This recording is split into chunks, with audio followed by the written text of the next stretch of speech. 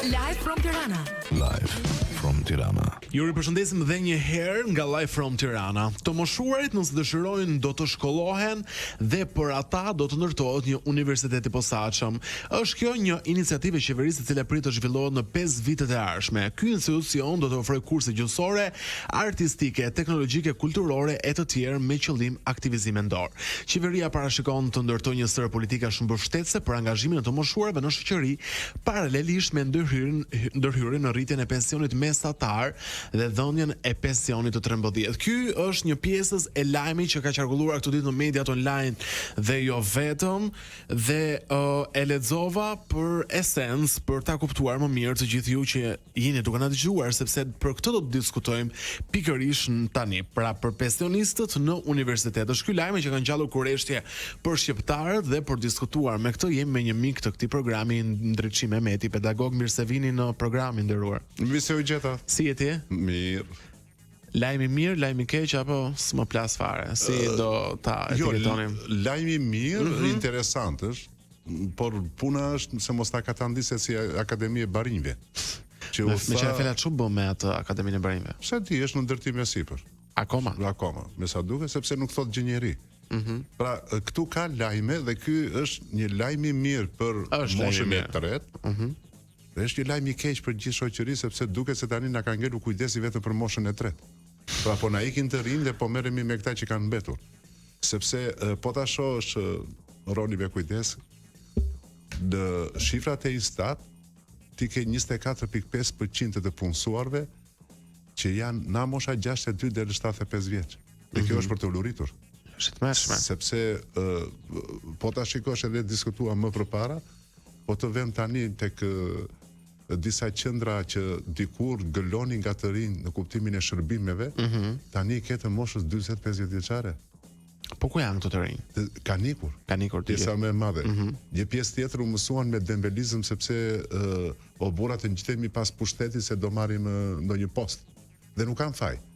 Në parlamentin e ri ju e pat që deputeti më i vjetër është 53 vjeç. Pra ti është deputeti më i vjetër, 53 vjeç do thotë që ke hyrë në gjimnaz, deputet. Ndërsa deputeti më i ri është 24 vjeç. Dhe marrin shumë vota këto të rinj. Dhe marrin jashtëzakonisht vota dhe janë shumë trendi. Për fakti se sa më shumë rritet niveli i budallallëkut, aq më të dashur bëhet. Është si rasti që diskutuam bashkë që ai zotria ishte më trendi se ata të shkolluarit. Tek shtëpia e famshme. Po, e kuptoj. Pra, ky është problemi që kemi neve. Në moshat e treta për t'u kthyer pyetjes suaj për të mos u shpërndar, ka modele, që është e vërteta. I ka Polonia për shembull, një model të tillë. Ka bota anglosaksone ka shumë të zhvilluar. Zelanda e Re, Australia, një ditë që isha në një emision, një pedagoge në angli tha, edhe ne kemi thonë third age, pra për moshën e tretë. Dhe ata çfarë bëjnë? Riprofesionalizohen, shikojnë disa fusha për shembull që i kemi dhe ne shumë interesante, siç është për shembull studimet që janë në Durrës për gerontologjinë, pra për shërbimin ndaj moshave të treta.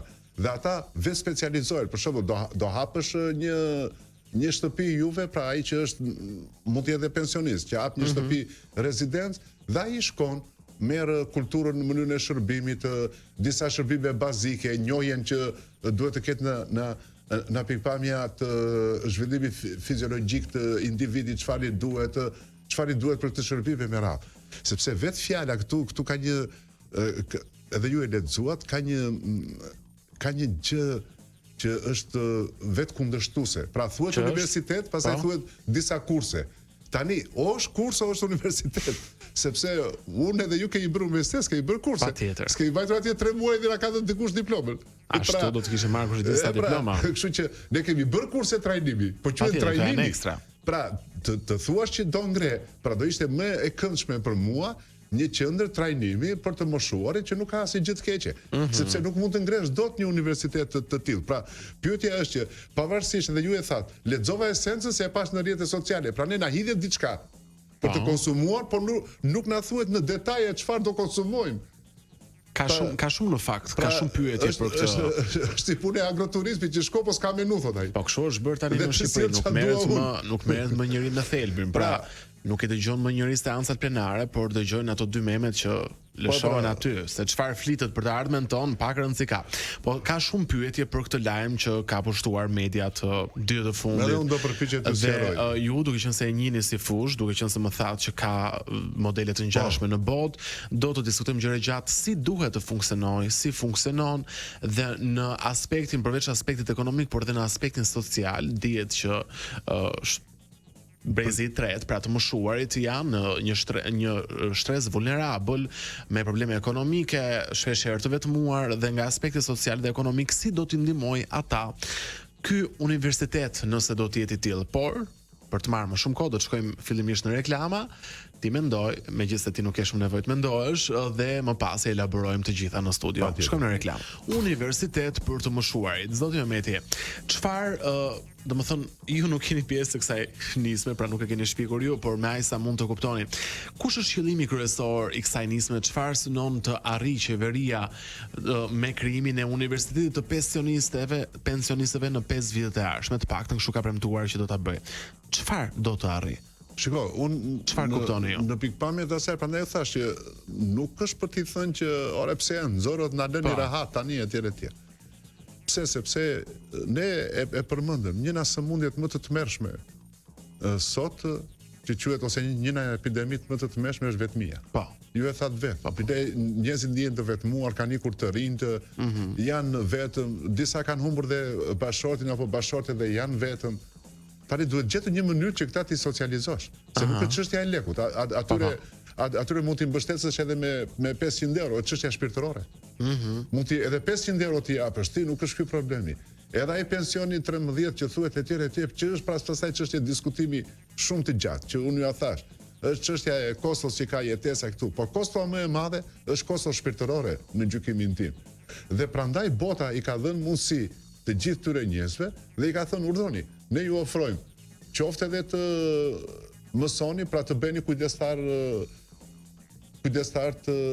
të moshës së tretë, sepse një që është 60 vjeç mund ta bëjë atë që të jetë, se Zoti i dhën jetë, se askush pa ai mund i shërbej shumë herë më mirë një 80 vjeçari etj duke e shoqëruar, duke lexuar një libër, sepse është më afër moshës së tij, i di nevojat, i di etj, sesa jo se një tjetër nuk i bën, pa i bën nevojat utilitare, që do të thënë parësore, do thoshja unë. Pra, gjithë përat njërën tjetrën, po shpirtërisht ai nuk mund të afrohet dot që të qaj hallet që themi ne etj. Pra është një mënyrë socializimi që bota anglosaksone e ka shumë të zhvilluar, ju thash, edhe në vendet e Australisë, Zelandë e Re, dhe nuk është e keq. Janë disa në kuadrin e bachelorit janë, pra 2 ose 3 vjet zgjasin, dhe japin mundësi të profesionalizohen në kuptimin e menaxhimit të turizmit, të riprofesionalizimit në gjëra antike, pra ata që janë të dhënë pas këtyre antikuareve që i ruajnë, në mënyrën se si ti konservojnë, për shembull, është një atje restauruesi ikonash etj. Pra ka mundësira, sepse ne i kemi në punë, ju e dini, ka kupusar në punë në moshë mbi 60 vjeç etj që punojnë. Dhe këtyre u jepet një mundësi, nuk kanë kosto, kanë ushqim, të japin ushqim në universitet. Po, në universitet. Të japin ushqim, të japin kafe, këto gjërat që janë falas të gjithë, dhe japin dhe një lloj bonusi, këto vendet që janë këtu i japin një lloj bonusi, pra për shembull 200 pound me përveç pensionit me që se ndjek studimet. Okay. Ka dhe një bonus financiar i cili e ndihmon atë që plus të tjerave që i plotson, pra fotokopje që janë këto gjërat aty i plotson brenda në shkollë, jepet internet falas etj. Me kompanit bëhet një marrëveshje që një pjesë e paguan shteti, një pjesë e paguan individi. Pra ka shumë mënyra roni që janë shumë interesante. Pra nuk do të thoja që njerëzit duhet ta shohin me atë syrin që ky po tallet me pensionistët. Nuk është tallje. Nuk është tallje. Tani, mënyra se si do organizohet, si do bëhet pastaj, këtu kemi një pikpyetje të madhe, nëse ne i nisim gjëra dhe i lëmë mes rrugës, si bën gjëra në Shqipëri. Si bëhen në Shqipëri, pra, jo do bëjmë akademinë e barinjve, jo do fusim kurrikullin e shahut, jo do bëjmë fushën e tenisit edhe i lëmë që të gjitha. Jo, po do hapim do stradë, më pas e mbyllim atë stradën se kishim lënë një ca viza të palyera, pastaj e hapim prapë. Sateliti Air Albania 1, Air Albania 2 që nuk dim se çfarë punë bën. Po këto satelitët më qenë fela ku janë. Inshallah po na vështrojnë edhe neve dhe po hapin ndonjë lajm. Në këto që themin dhe ne. Pra tani se u bë çesharake, kjo është. Pra ti shiko, e di si është puna, sa më shumë ne mburemi që marrim masë aq më keq. Ndërkohë që po prisja këtu në mjediset tuaja shumë bukura dhe interesante, po lexoja tani Pardje na thanë që do kontrolloj me dronë që atje tani një gjerman, një belg që vritet një tjetër tash o merre një mas dhe thuaje dhe bëje o mos e bë fare. A mund të bëjmë ne? Pyetja ime është, zotëri më Ne të hapim kjo qeveri nuk di ti bëj? Se nuk besoj që domethënë mendoj që bagazhin profesional e ka, sidomos kryeministri i vendit ka shëzuar. Pra nuk din ti bëjnë, ata poshtë kanë probleme të mëdha. Po nuk din ti bëjnë apo thjesht i bien për shkurt, e kanë formë argëtimi. Shiko, çështja është kjo që kryeministri është shumë krijues. Për të qenë. Vërtet. Po ka probleme në zbatim, ka probleme të mëdha në zbatim. Pra ndërsa krijon gjëra, harron që ata që ka poshtë janë shumë më keq se ai. Ky është problemi, për ta thënë troç. Qartë. Çfarë përfitimesh pritet të kenë pensionistët me angazhimin? Pra pensionistët që janë duke dëgjuar këtë program dhe në fakt janë të shumë, teksa shumica prej dëgjuesve tani janë edhe taksistë që punojnë edhe në një moshë të madhe dhe duhen komplimentuar, i përshëndesim të gjithë. Këta për shembull që janë që sapo thatë juve, këta mund të mësojnë gjuhën angleze për të ditur të komunikojnë. Po pyetja është, ato thonë pse më duhet mua gjuha angleze në një moshë ku mua dhe pak vite më ka ngelur. Sepse s'mund të punoj dot pa gjuhë angleze në Tiranë. Okej, taksistu, sepse do duhet të merret me turist. Po merret me turistët. Por do merret me turistët edhe ai që mund të jetë roje parkingu. Pra po flas në mënyrën e gjuhës bazike. Diçka artizanale. Edhe ai që shet diçka artizanale. Edhe ai që shet byreket e mysymshyri. Edhe ai që shet byreket. Edhe atje se unë te pazari i ri shikoj se kaloj gjithmonë. Shumë të huaj ka aty vërtet. Shumë të huaj, po atje të gjithë flasin me gishta. Pra unë kam ndryrë jo për kështu, se më zhdukur domethënë më zhdukur sikur ndonjëherë shet edhe mend. Po kam ndryrë në të mirë të shitësve. Atje dhe bile ata janë bujar shketet, ata kur ikë thonë merr ndonjë kikerik ndonjë gjë atje në dorë, po nuk të mban kjo. Dhe i thash dikujt, shiko, merrni çaj kanë tjetër. Po pra, merrni çaj keni, i thash, një përmbesa, le të rinë këtu 3-4 orë. Paguajini, sepse edhe juve ju bën mirë, ose se nuk i thoshe dot tani, nuk i thoshe dot merr tani librin ti dhe hap lexo se duke i fyese. Pra, ai mund të mësoj, sepse po të shkosh ju keni shkelur jashtë vendit. Nuk besoj se ka taksist që nuk di. Të gjithë di anglisht. Bazën, pra do paguash me kesh apo me kartë, ku dëshiron të çojë, çfarë dëshiron të ofroj. Shumica, po të gjithë ato që shërbejnë për turistët din anglisht patjetër. Pra mua më ka qelluar në Hungari apo në atje që në Hungari për shembull ai taksigjeu tha unë s'di shumë, tha po bazike tha anglisht dhe gjermanisht mund të flisni. Pra, dinte dikush tjetër di italisht dhe anglisht. Pra, unë nuk po them të di 3 gjuhë. Patjetër. Bazën, ajo që ju thash, pra mënyrën se si të paraqisi artizanatin e vet, edhe mënyra do thoshja unë ajo që quhet e menaxhimit dhe e promovimit të turizmit, që është shumë e rëndësishme. Se ti ke një pazar të ri shumë të bukur, një pazar në Gjirokastër, në Korçë, ne kemi pazare. Sepse për shkak të Perandorisë Osmane, e ke parasysh në Perandoria Osmane ka që janë ato pazare me kaldrëme shumë interesante. Po si e promovon ti? Ma shpjego pak. Po s'pate një promovim, mënyrën se si ta bësh dhe atë flet palosjen, sepse 2 flet palosje. Shoftë edhe reklamimin në celular, se shumica kërkojnë aty sot. Edhe në rrjetet sociale, sepse që të jemi realist, një punojësi i thjeshtë që ka një artizanat, nuk ka mundësi të të japi ty 5.000 euro të bësh një faqe webi. Që të jemi realist, ose 2.000 euro. Kështu që ai mund ta nxjerrë edhe në Instagram. Për shembull të bëj një atë që tha ty, një video të vogël. Edhe të thotë ne gjendemi këtu, shesim këtë, pastaj një tjetër. Pra, është një mundësi që ti edhe nga pikpamja e teknologjisë së informacionit, s'po themi se do mësojnë ndonjë gjë të madhe më. Gjërat bazike. Po të mësojnë gjërat bazike, të cilat edhe argëtojnë. Gjëra për të cilat zakonisht pyesin nipin dhe mbesën në shtëpi. Edhe kënaqen ata, se dhe argëtojnë. A ka një kriter moshe? Jo, nuk ka. Domethënë, në qoftë se e mbani mend, ishte një kanë dhënë shumë, pa ishte shqiptar. Në mos gaboj në Universitetin e San Jose, ai u diplomua në moshën 83 vjeç. Dhe ishte sanitari i universitetit. Interesante shumë edhe. 1, 2, 3 pastaj mora guximin dhe s'kisha bërë kurtha. Ishte emigrant shqiptar që kishte ardhur nga Kosova, u përpoqja për fëmijë, për një përmbesa, pastaj thash, ata provojnë një herë vet. Shumë interesante në fakt. Më nxitën ta edhe vetë pedagogët. Shiko, këto prandaj thash Roni, nuk mund thuash universitet të ri. Ti mund t'ja bashkangjitësh universiteteve. Pra në qendrat që ne i kemi shumë të mira, Elbasan, Vlorë, Tiranë, pra në bashkangjitja këtyre universiteteve. Pse? Sepse sapo ju shpjegova, ti ke aeroport ndërkombëtar në Vlorë. Edhe ai punojës i thjesht, edhe ai taksigjiu, edhe ai që është sanitar, mund t'i thot për shembull se të vë një tabel që mos shkeni anglisht, se po laj. Po. Më kupton. Kaq shikoj se nga gjërat e thjeshta ndodhin gjëra të mëdha dhe ai që tham ne, turisti kënaqet. Pra thotë erdha në një vend ku nuk më lë njeri në rrugë. 5 fjalë di kushdo. Po të rish tani thot vendi bukur, po s'po përgjigj kush. Flisim në gjuhën e shenjave.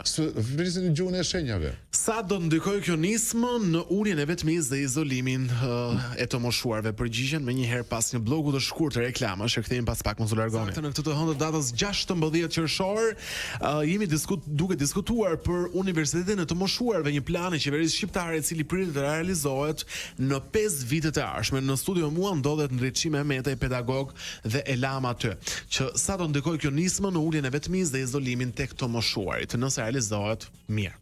Ndikon jashtëzakonisht, marrë edhe me masa të tjera që ne i diskutuam gjatë pushimit. Po.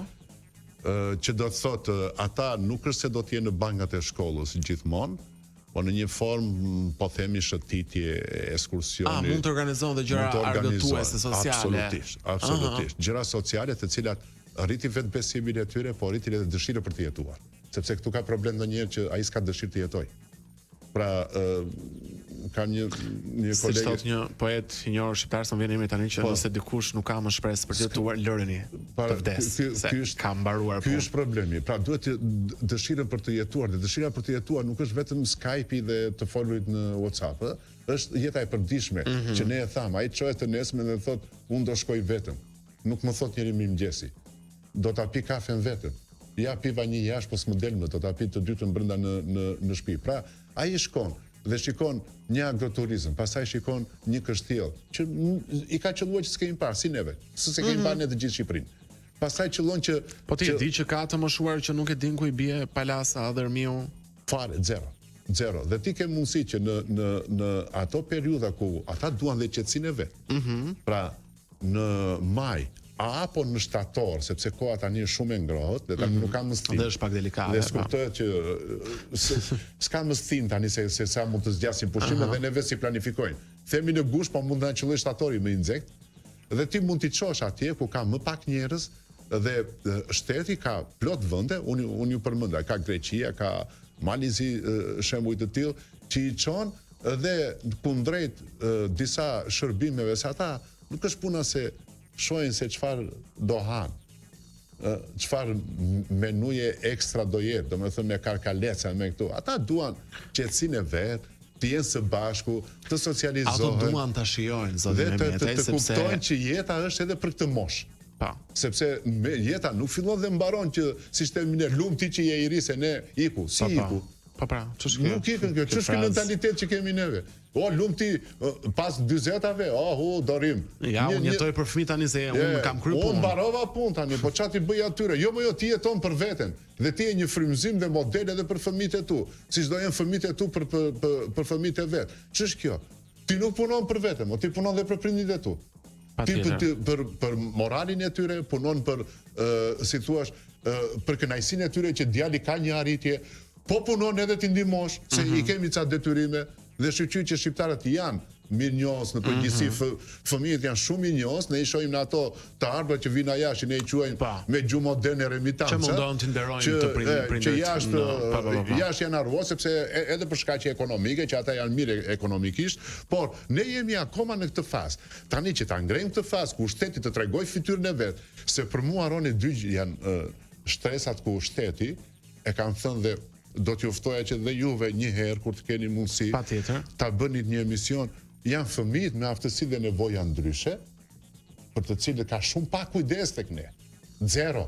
Ne nuk kemi shërbim ndaj tyre logopedie, nuk duhet të dal nga tema, thjesht për të se është një anë prekse kjo shoqërore. Unë këtë universiteti mund të mirja dhe anën tjetër, anë akademike. Ti thoshe ama ç'është kjo 40% e pensionistëve mund të jenë me 8 vjeçare, çe keni këtë se ja keni futur kot.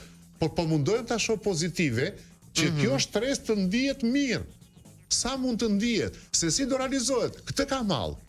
Dhe këtu është miqi qeveria të hap një diskutim. Kush mund të kontribuojë? Si mund ta masim ne suksesin e kësaj gjëje disa vite më vonë? Mund ta matësh nga pjesëmarrja, mund ta matësh nga aftësitë sociale që ata kanë fituar, mund ta matësh nga fakti i cilësisë së jetës që ata bëjnë, se për cilësinë e jetës po flasim. Prandaj u thash, dy shtresa janë, këta një dhe pensionistët dy, se janë të pambrojtur, se unë e juve kemi një punë, kemi një pagë, njofim dikë marrin. Kemi më shumë fuqi. Ai një jurist ai se paguan dot, se është 3 muaj pension. Mua më dhimbs në shumë të mësuar shkollë në Shqipëri. Pra ju e shikoni që ata edhe pazarin për shembull. Po vjen nga një brez që nuk e kuptojnë shumë gjëra, se për shembull e vëre në dyqanet telefonike ku shkojnë paguajnë faturat e internetit. Rrin 3 orë aty të shkretët dhe nuk e kuptojnë shumë gjëra. Dhe kjo që qeveria parashikon dhe siç ju thoni të bëhet me sukses, mund të mësojnë ore se si do të kuptojnë gjërat. Të thashë, shiko, prandaj teknike në celular. Menaxhimi i vetvetes një. E para, e dyta, të menaxhojnë edhe ato pasionet që kanë të vetat. Punën me dru, si ta promovojnë. Pra si ta bësh një stand të bukur të rejse. Se ka dhe jo sekretet e veta. Mendon që rinia është e gatshme shqiptare të jetë pjesë e këtij projekti për t'i ndihmuar her pas here me plane, me aktivitete sociale, duke shkuar aty. Se për shembull ne në radio na vijnë shpeshherë grupe fëmijësh që vizitojnë, e kanë pjesë të detyrave të shkollës për të parë një radio nga afër. Po do ishte bukur të vinë edhe një herë të moshuarit. Të shihnin se si funksionon një televizion. Do ishte një gjë jashtëzakonshme për të gjitha këto mosha, si kundër unë kam punuar në 2 institucione private shkollore kur isha mësues, dhe në njëna këto në periudhën e parë që ishte të kolegjit turk, ata kishin shumë që venin dhe pleq kënaqeshin që këta venin, edhe rinin fëmijët me ta, sepse i kujtonte fëmijët e tyre.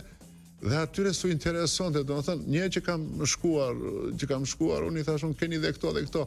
Ore, buk me djath, më tha njeri, po s'ka rëndësi ta ajrë dhe këta, tha u kënaqëm, tha. Pra ndaj u thashun, ata nuk duan ndonjë cilësi shumë të madhe. Ekonomike, por duan cilësi shpirtërore, sociale. Nuk do shikojnë dhomën, a bie na deti, a më bie na pisha. Ai mjafton, do jetë dhe thot, nesër do jemi 5 veta, 6 veta që do rim bashkë. Pastaj do jemi 12, do pim kafe bashkë, do ham drekën, do dalim, njëri do luaj domino, njëri do luaj letra, njëri do bisedoj atje, njëri do t'i tregoj për shembull që ku e ka mbesën. Pra, ka një mënyrë shumë interesante për t'i tërhequr.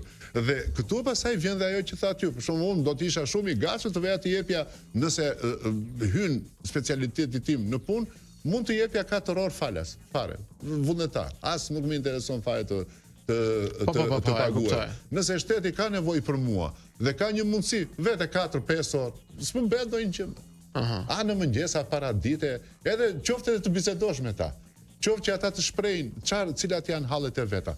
Pastaj thash, ata do mësojnë në mënyrë, nuk do mësojnë në mënyrë thellësisht akademike, që ta kuptojnë. Do mësojnë nëpërmjet praktikës, praktikë që shpjegua. Praktike këtë celular dhe duhet të dish 1, 2, 3 gjëra. Nuk ka nevojë të hapësh edhe Viber, po themi dhe WhatsApp, përdor një nga këto të dyja. Mund të përdorësh Instagrami, pra siç ishte në një kalova atje dhe më bëri përshtypje, ishte një grua pak më ishin shumë të moshuar ata, kjo që pak më e re. Le të themi ato ishin 78 vjeç dhe kjo i thotë, shiko, kjo që shkruan like është pëlqej. Dhe ty, po të pëlqeu, bëje like. Po s'pëlqeu, po si bë like. Edhe ato e shikoni dhe i qeshtin. Ajo i thashun, po i trajnon mirë. Po ç'a ti bëj më tha mua? Atje, se dhe këto tha kanë qef të rinë me mua. Pra, është një mënyrë. Prandaj thash, kur ti ke moshën 60 vjeç, qëri me 80 vjeçar, kur ke një mosh 50 vjeç apo 65 vjeç, qëri me një 75 vjeçar, ata e ndjejnë dhe veten afër me njëri tjetrin. Pra ndjejnë dhe afër. Pra është njësoj si në lagjen tënde që ti mund të mos kesh pasur shoqërinë tënde, po të vinte mirë të rije me shokët e vllajt, sepse gjithsesi i ndihe afër, mësoj edhe ndonjë gjë. Dhe ai e ndihen veten që është njësoj si ky. Pra është një mënyrë, do të thosh që në qoftë se tregohemi shumë të thjesht, nuk ka nevojë të bëjmë ndonjë shkencë të madhe, tregojemi shumë të thjesht dhe të afrueshëm me ta. Një organizim të vogël do dhe pak empati. Mund të bëjmë gjëra të mrekullueshme. Pra, një ditë do ketë bisedë për komunikimin edhe si ta ndiqti radion do vi Roni, pastaj do vi tjetri, pastaj do vi tjetri, çdo javë dhe ata kënaqe. Sepse ata njerëz që ata i kanë dëgjuar, që i shikojnë në televizor, thot, erdhi një figurë televizor. Më takoi djali. Nxjerrte një foto, mbaroi ai.